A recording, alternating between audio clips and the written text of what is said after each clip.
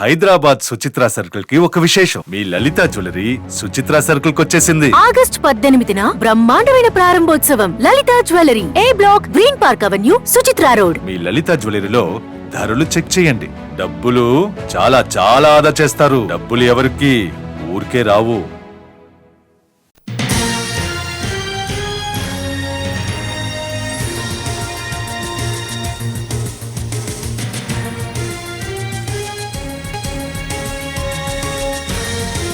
YCP నేతల bail పిటిషన్లను AP high court తిరస్కరించింది. చంద్రబాబు ఇంటిపై దాడి కేసులో మాజీ మంత్రి జోగి రమేష్, టీడీపీ కార్యాలయంపై దాడి కేసులో తలసిల రఘురాం, అప్పిరెడ్డి, నందిగం సురేష్, దేవినేని అవినాష్ సహా ఇతర వైసీపీ నేతల పిటిషన్లు రిజెక్ట్ అయ్యాయి.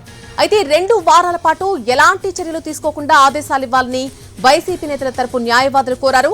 దీనిపై విచారణ జరిపే అంశాన్ని మధ్యాహ్నం పరిశీలిస్తామని కోర్టు తెలిపింది.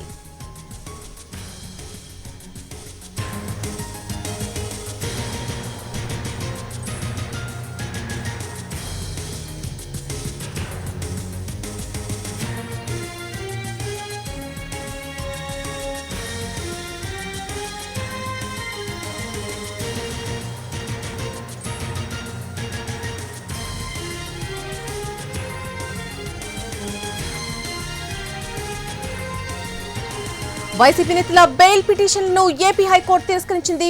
చంద్రబాబు ఇంటిపై దాడి కేసులో మాజీ మంత్రి జోగి రమేష్, అలాగే టీడీపీ కార్యాలయంపై దాడి కేసులో తలసిల రఘురాం, అప్పిరెడ్డి, నందిగం సురేష్, దేవినేని అవినాష్ సహా ఇతర వైసీపీ నేతల పిటిషన్లు రిజెక్ట్ అయ్యాయి.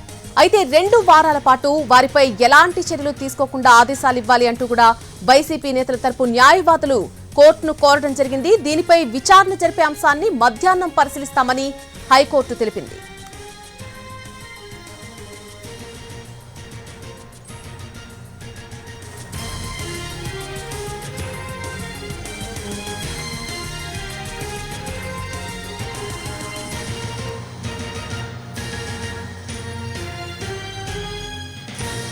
ఇదే అంశానికి సంబంధించి పూర్తి అప్డేట్ మా ప్రతినిధి శ్రీకాంత్ ఫోన్ లైన్ లో అందిస్తారు. శ్రీకాంత్, 2 వారాల వరకు కూడా ఎటువంటి చర్యలు తీసుకోకుండా ఆదేశాలు ఇవ్వాలన్నట్టు కోర్టును కోరినట్టుగా తెలుస్తోంది వైసీపీ తరపు లాయర్లు. దీనికి సంబంధించి పూర్తి అప్డేట్ ఏంటి? ఈ విచారణ ఎప్పుడుండే అవకాశం ఉంది?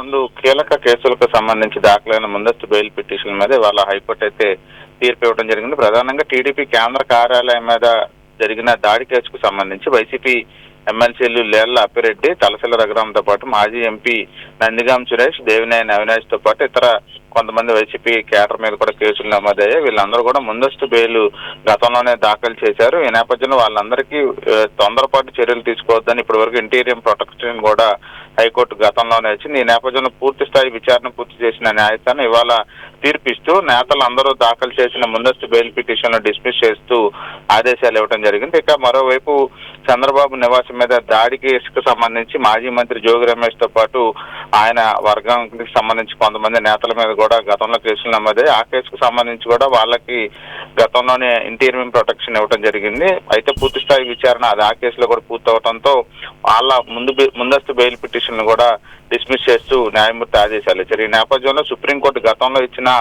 ఆదేశాలకు అనుగుణంగా ఏదైతే 2 వారాల పాటు వాళ్ళకి ఇంటీరియం ప్రొటెక్షన్ అంటే ఎటువంటి చర్యలు తీసుకోకుండా ఇవ్వాలని కూడా న్యాయమూర్తిని అభ్యర్థించడం జరిగింది వైసీపీ నేతల తరపున న్యాయవాదులు. అయితే ఈ అంశానికి సంబంధించి ఆ నిర్ణయం మధ్యాహ్నం తీసుకుంటామని చెప్పి న్యాయమూర్తి అయితే చెప్పడం జరిగింది. Right Srikanth, thanks for the update. YCP నేతల బెయిల్ పిటిషన్లు ఏపీ హైకోర్టు తిరస్కరించింది. చంద్రబాబు ఇంటిపై దాడి కేసులో మాజీ మంత్రి జోగి రమేష్ పిటిషన్, అలాగే టీడీపీ కార్యాలయంపై దాడి కేసులో తలసిల రఘురాం, అప్పిరెడ్డి, నందిగం సురేష్, దేవినేని అవినాష్ ఇతర వైసీపీ నేతల పిటిషన్లు రిజెక్ట్ అయ్యాయి.